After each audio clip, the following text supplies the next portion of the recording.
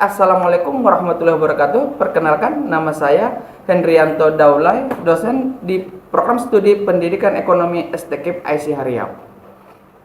Biasanya, setiap semester saya diberikan mengampu mata kuliah akuntansi keuangan. Mata kuliah ini disajikan pada semester 3. Adapun mata kuliah ini berbobot sebanyak 3 SKS. Dan keterampilan yang diharapkan dengan mata kuliah ini terhadap mahasiswa, yang pertama adalah mampu menerapkan pemikiran logis, kritis, sistematis, dan inovatif dalam konteks pengembangan atau implementasi ilmu pengetahuan, khususnya dalam pengajaran di sekolah. Kemudian yang kedua adalah mampu menunjukkan kinerja mandiri, bermutu, dan terukur. Yang ketiga, mampu mengambil keputusan secara tepat dalam konteks penyelesaian masalah di bidang keahliannya berdasarkan hasil analisis informasi dan data. Yang berikutnya adalah mampu memelihara dan mengembangkan jaringan kerja dengan pembimbing, kolega, sejawat, baik di dalam maupun di luar sekolah. Kemudian, mampu melakukan proses evaluasi diri terhadap kelompok kerja yang berada di bawah tanggung jawabnya. Adapun keterampilan khusus dari mata kuliah ini yang diharapkan nanti terbentuk pada mahasiswa adalah mampu merencanakan, mengimplementasikan, dan mengevaluasi pembelajaran, khususnya pembelajaran akuntansi secara inovatif dengan mengaplikasikan konsep pedagogi ekonomi dan keilmuan ekonomi, serta memanfaatkan berbagai sumber belajar dan IMTEX. Mampu mengkaji dan menerapkan berbagai metode pembelajaran ekonomi, khususnya pembelajaran akuntansi secara inovatif, mampu menerapkan konsep dan prinsip manajerial yang didukung oleh soft competence dalam bidang pendidik. Pengetahuan yang diharapkan dari mata kuliah ini terhadap mahasiswa adalah menguasai konsep pedagogi pembelajaran akuntansi, menguasai metodologi penelitian untuk melaksanakan penelitian di bidang pendidikan, menguasai konsep dan prinsip manajerial, leadership, memahami struktur, dan menguasai media pembelajaran inovatif dalam bidang ekonomi, khususnya pembelajaran di bidang akuntansi. Adapun deskripsi mata kuliah ini adalah mahasiswa belajar tentang akuntansi semua akun dalam aktiva dan penyajian, serta interpretasi laporan keuangan berdasarkan etap dan IFRS. Mahasiswa belajar untuk mengevaluasi secara kritis dan memahami konsep dan praktek akuntansi keuangan. Tujuan mata kuliah ini diharapkan mampu menyelesaikan pencatatan laporan keuangan sesuai dengan PSAK, serta mahasiswa dapat mengajarkan pada siswa-siswi SMA maupun SMK, khususnya pada jurusan akuntansi dan perbankan. Adapun dalam satu semester ini, media yang kita pakai adalah yang pertama itu perangkat lunak. Kita akan menggunakan perangkat internet, kemudian PPT, kemudian ada perangkat keras, kita akan menggunakan Infocus, laptop, buku, dan media pembelajaran lainnya. Metode pembelajaran yang kita pakai dalam satu semester ini adalah project based learning, praktik, dan tayangan presentasi. Sumber yang kita pakai dalam satu semester ini adalah yang pertama buku menurut Martini, yaitu adalah akuntansi keuangan menengah berbasis PSAK, penerbit Salemba. Kemudian Kartika Hadi, ini bukunya adalah akuntansi keuangan berdasarkan SAK berbasis IFRS, penerbit Salemba juga. Kemudian kita pakai buku online akuntansi keuangan. Kemudian yang terakhir itu kita akan menggunakan beberapa hasil penelitian atau dari beberapa jurnal yang sudah terbit. Dalam satu semester ini, yang pertama adalah kehadiran 10%, tugas mandiri 25%, attitude 10%, ujian tengah semester 25%, dan ujian akhir semester 30%. Penilaian tugas rutin ada kategori 5 aspek yang akan dinilai. Yang pertama, kepatuhan terhadap instruksi 25%, kemandirian atau integritas 25%, ketelitian 25%, refleksi belajar 5%, sikap jujur itu 20%, total 100%. Kemudian penilaian tugas rutin, aspek yang dinilai juga adalah kontribusi kerja 20%, penguasaan materi 20%, pengembangan alternatif gagasan 30%, refleksi belajar 5%, kemampuan mendengar dan memahami orang 25%. Total skor ini adalah 100%. Adapun materi yang akan kita bahas pada satu semester ini, yang pertama pasti itu adalah membahas mengenai kontrak kuliah.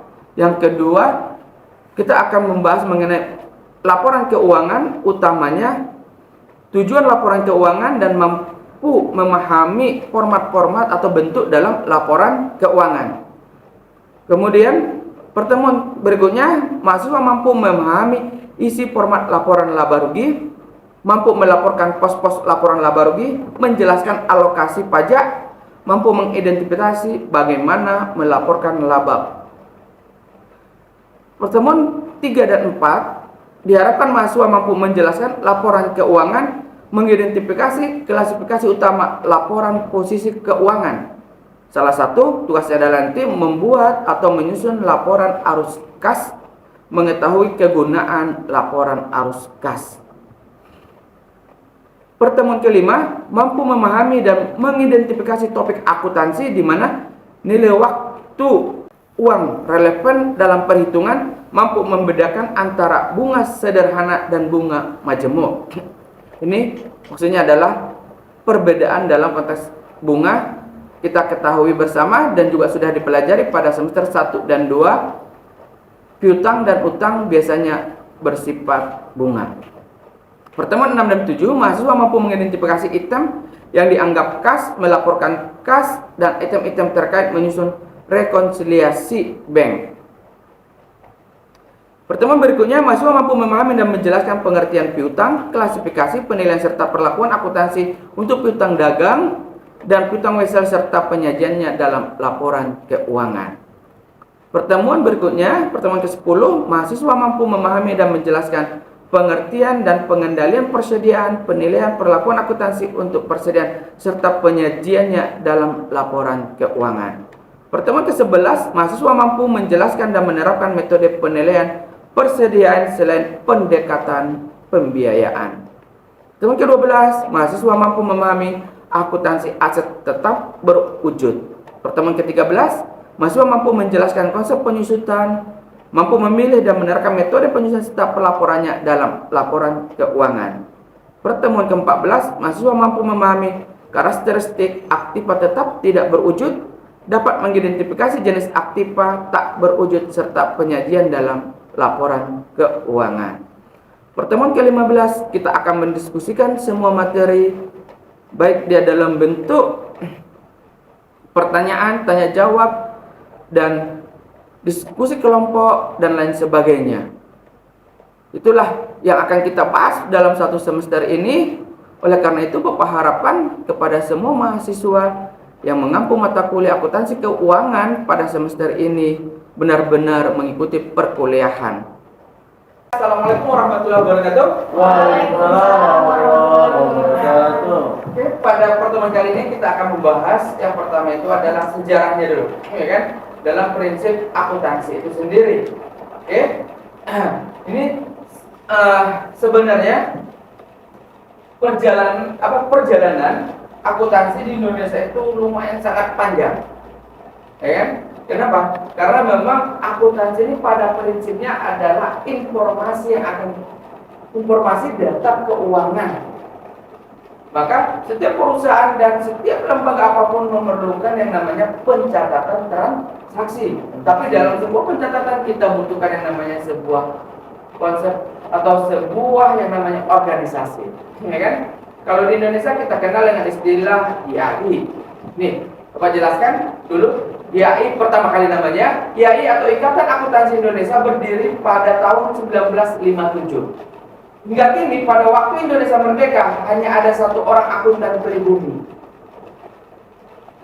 Ya, itu adalah Dr. Abu Tarik. Sedangkan Profesor Sumarjo lulus pendidikan akuntansi di negeri Belanda pada tahun 1956. Ini awal mulanya.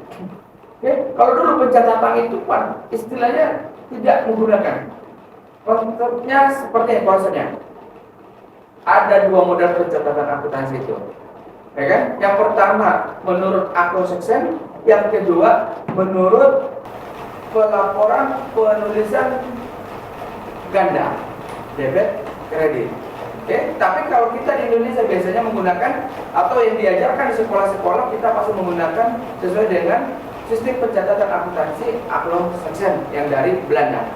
Oke, akuntan Indonesia pertama kali lulus pada negeri adalah Basuki Sidarta. Hendra Darmawan, ini ada orang luar, ya kan, Tan Tong Jo dan Go Li Si. Mereka lulus pertengahan tahun 1957. Keempat akuntan ini bersama dengan Prof. Sumarjo mengambil prakarsa mendirikan perkumpulan akuntan untuk bangsa Indonesia saja. Karena harus ada. Dimana pada saat itu kita sudah memerdekakan diri dari Belanda. Inilah awal nanti mula-mulanya itu dibukanya beberapa program studi akuntansi di universitas yang ada di Indonesia. Oke? Mereka tidak mungkin menjadi anggota NIFA, ya kan? Dan berpendapat tidak mungkin kedua lembaga itu akan memikirkan perkembangan dan pembinaan akuntansi Indonesia. Pada hari Kamis 17 Oktober 1957, kelima akuntan tadi mengadakan pertemuan di Aula Universitas Indonesia UI yang bersepakat untuk mendirikan perkumpulan akuntansi Indonesia. Itu awal ceritanya. Harus ada namanya organisasi yang menangani. Oke, kemudian saat ini IAI merupakan satu-satunya wadah yang mewakili profesi akuntan Indonesia secara keseluruhan, merupakan anggota internasional Federation of Accounting, organisasi profesi akuntan Indonesia dunia di 127 negara sebagai anggota IPAC. Nah, ya kan? IAI memiliki komitmen untuk melaksanakan semua standar internasional yang ditetapkan demi kualitas tinggi dan penguatan profesi akuntan di Indonesia. IAI juga merupakan anggota sekaligus pendiri ASEAN Federation of Accounting (AFA) yang disingkat saat ini menjadi sekretariat permanen AFA IAI-nya. Kenapa? Karena memang itu awalnya. Apa sebenarnya standar? Maka harus ada sama. Semua kegiatan harus pakai standarnya. Besok saat saudara juga mengajar di sekolah, ngajar akuntansi, harus mengenalkan standarnya ini loh. Standarnya ini loh.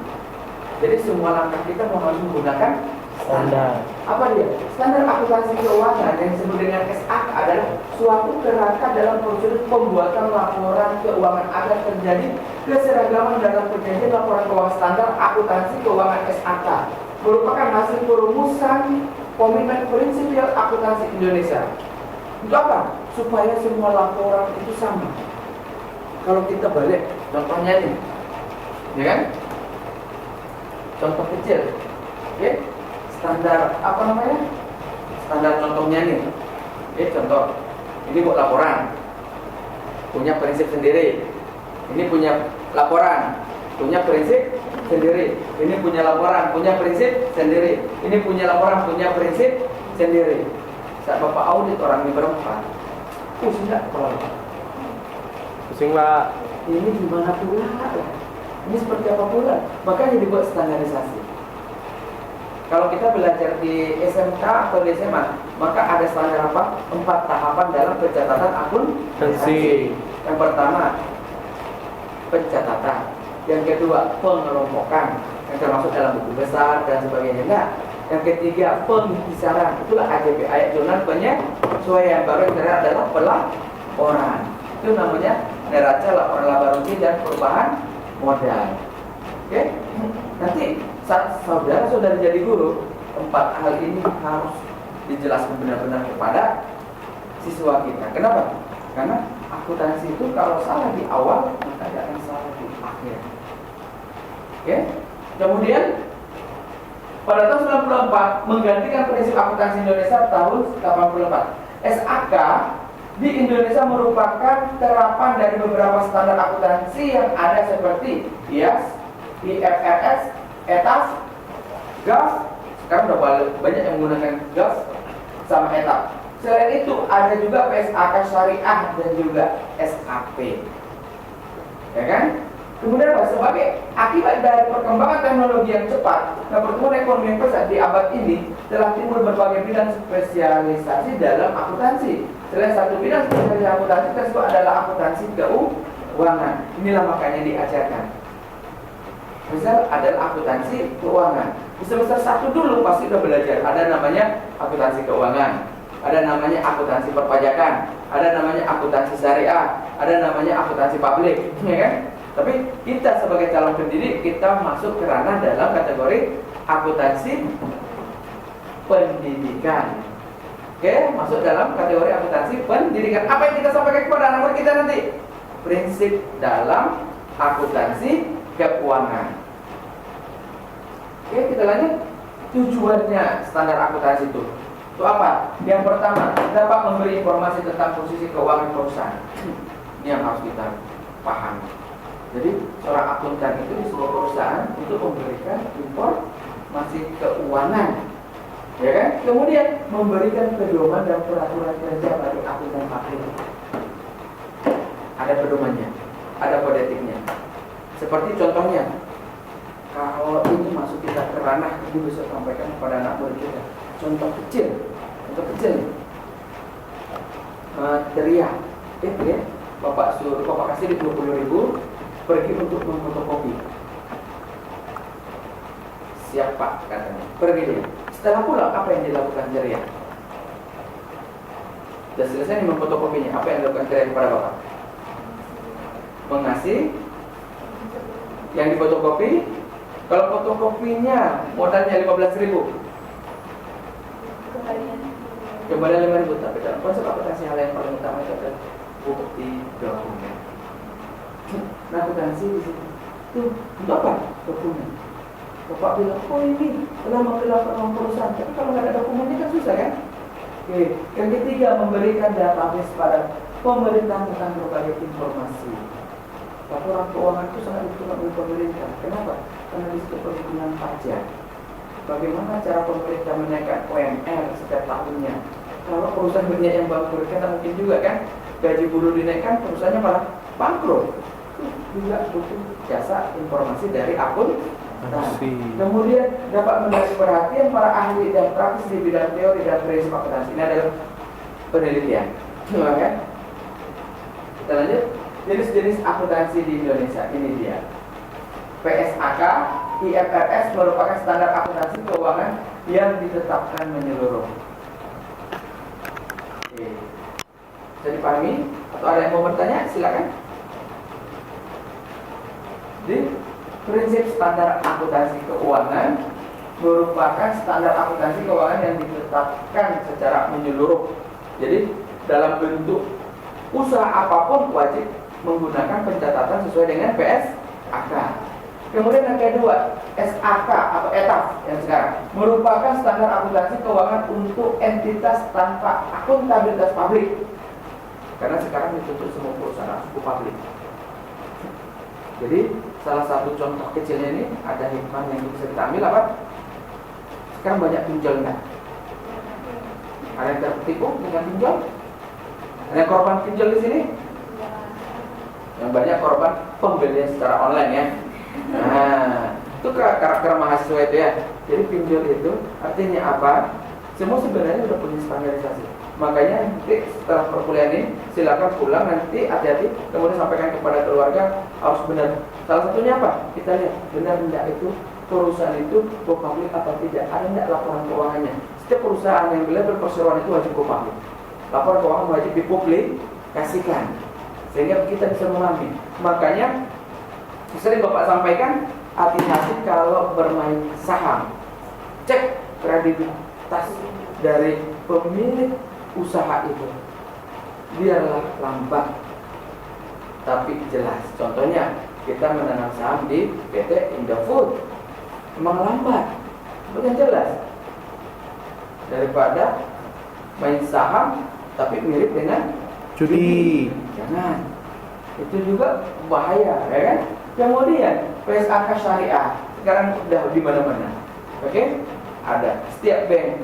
Kemarin sekarang ada bank BSI peleburan, ya kan, penggabungan dari Mandiri Syariah, BNI Syariah dan BRI Syariah menjadi Bank Syariah Indonesia. Ini digunakan oleh entitas yang melakukan transaksi syariah, baik entitas lembaga syariah maupun lembaga non syariah. Kita nanti di semester 6 akan belajar mengenai akuntansi syariah. Oke, yang terakhir adalah ada SAP, merupakan standar akuntansi pemerintah yang diterbitkan oleh Komite Standar Akuntansi Pemerintah. SAP ini ditetapkan sebagai peraturan pemerintah yang ditetapkan oleh entitas pemerintah dalam menyusun laporan keuangan. Kita lanjut. Ini adalah tujuan IFRS. Oke, kan? Ini adalah tujuan untuk memastikan bahwa laporan keuangan dan laporan keuangan interim perusahaan untuk periode-periode yang dimaksud dalam laporan keuangan tahunan mengandung informasi yang berkualitas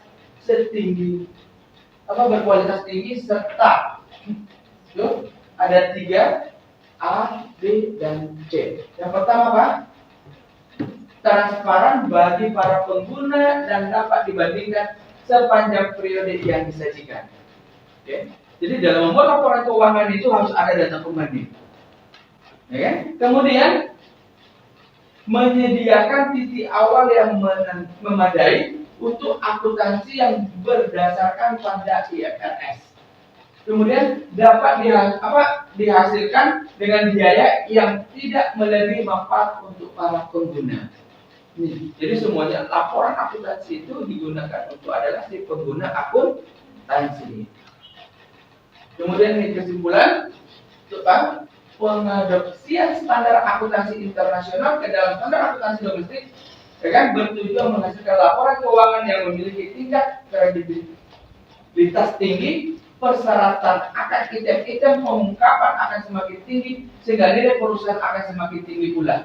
Manajemen akan memiliki tingkat akuntabilitas tinggi dalam menjalankan perusahaan. Laporan keuangan perusahaan menghasilkan informasi yang lebih relevan dan akurat, dan laporan keuangan akan lebih dapat dibandingkan dan menghasilkan informasi yang valid untuk aktiva, untuk harta, aktiva, utang, ekuitas, pendapatan, dan beban perusahaan.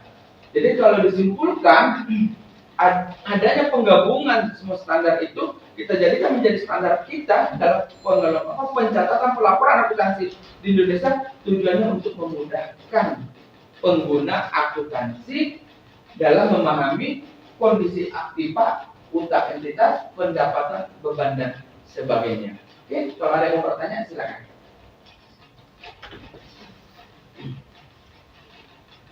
Ayo. Rahim, apa yang mau ditanyakan?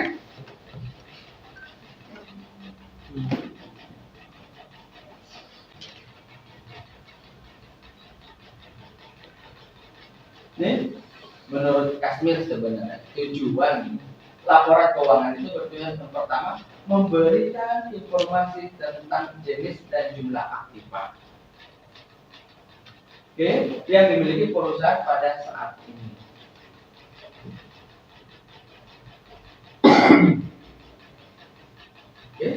Kalau nggak ada yang mau bertanya, Bapak yang akan bertanya. Ya.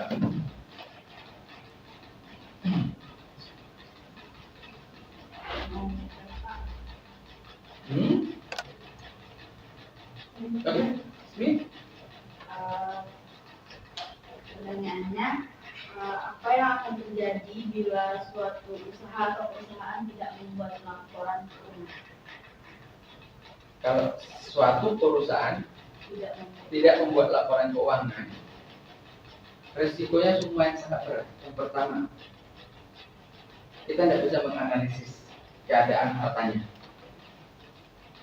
Yang kedua, dia akan mengalami kesulitan dalam mencari kreditur atau peminjaman. Yang ketiga, dia akan kewalahan dalam membayar pajak. Tapi yang sekarang terjadi pada masyarakat kita di Indonesia, ini tugas kita sama-sama, kita edukasi masyarakat kita. Yang paling banyak tidak membuat laporan keuangan itu ternyata adalah UMKM. Nah, usaha mikro, kecil, menengah. Oke. Yang paling banyak di situ. Terutama UMKM kan, paling banyak. Koperasi juga paling banyak juga. Ya kan? Kenapa? Koperasi banyak tidak berbadan hukum. UMKM juga banyak tidak berbadan hukum. Jadi kita edukasi nanti tetangga paling tidak kalau ada usaha-usahanya, yuk mulailah membuat pelaporan sistem pencatatan akuntansi. Setidak-tidaknya sekarang pemerintah kita, ya kan, melalui koperasi dan UMKM itu lagi gencar itu mengedukasi masyarakat untuk apa? Melakukan perizinan secara online. Dan Bapak juga sudah mencoba bergabung, ya kan? Kalau nanti istilahnya ada saudara yang ingin mengurus NIB, nomor induk berusaha, silakan setelah nanti perkuliahan ini, kalau ada waktu di luar dari perkuliahan, kita akan melakukan bimbingan teknis bagaimana perizinan itu dan bagaimana juga pengurusan perizinan dan bagaimana juga nanti pengurusan halalnya, karena bisa online. Oke, itu dia. Ada yang mau bertanya lagi? Jadi resikonya itu dia. Kalau tidak membuat laporan keuangan, hal yang paling mendasar Bapak sampaikan juga, ya kan? Paling mendasar sekali. Pernah nggak mengalami di kantor sendiri ada duit yang sudah terlupakan? Sering ya. Alhamdulillah gua dapat duit gitu ya. Padahal itu uang kita. Kenapa bisa seperti itu? Karena kita nggak pernah mencatat keuangan kita sendiri. Oke. Hal yang paling penting sekali itu adalah marilah kita belajar, karena nanti setelah ini kita akan menyampaikan ini kepada anak-anak murid kita di sekolah, baik dalam pada saat PLK atau PPL, pada saat juga jadi guru benar-benar sudah mengajar di tingkat jenjang SMA atau SMK sederajat. Oke, mulai kita latih diri kita, melatih diri untuk mencatat. Oke. Kalau perusahaan pasti semuanya, setiap perusahaan itu punya standarisasi walaupun mereka mengacu kepada PSAK tadi, prinsip standar akuntansi. Oke. Kalau nggak ada pertanyaan lagi, silakan. Ini dicari definisinya. Nanti kita akan diskusikan pada pertemuan berikutnya. Ya kan? Kenapa? Karena ini adalah utamanya semua yang ada di dalam bentuk laporan keuangan. Pertama ada kas, ada bank, ada surat berharga, utang wesel, utang dagang, penghasilan, persekut biaya, saham, obligasi jujur, paten, beban, utang wesel, penarikan, utang hipotek, utang, modal saham, laba ditahan, cadangan, persediaan, harga pokok, penjualan, laba operasi. Cari definisinya ini supaya apa? Setidaknya dengan kita mengetahui definisi dari beberapa akun ini, kita dapat memahami, ya, memahami apa? Tujuan dari pelaporan atau peletakan akun-akun dalam laporan keuangan. Karena setelah pertemuan ini kita akan masuk nanti dalam bagaimana membahas atau mempelajari atau membuat atau mendesain itu adalah bentuk-bentuk dalam laporan keuangan dan tujuan dari laporan keuangan itu sendiri. Oke, sampai ketemu pertemuan berikutnya. Salam buat keluarga, jaga kesehatan. Bapak Hairi, assalamualaikum warahmatullahi wabarakatuh.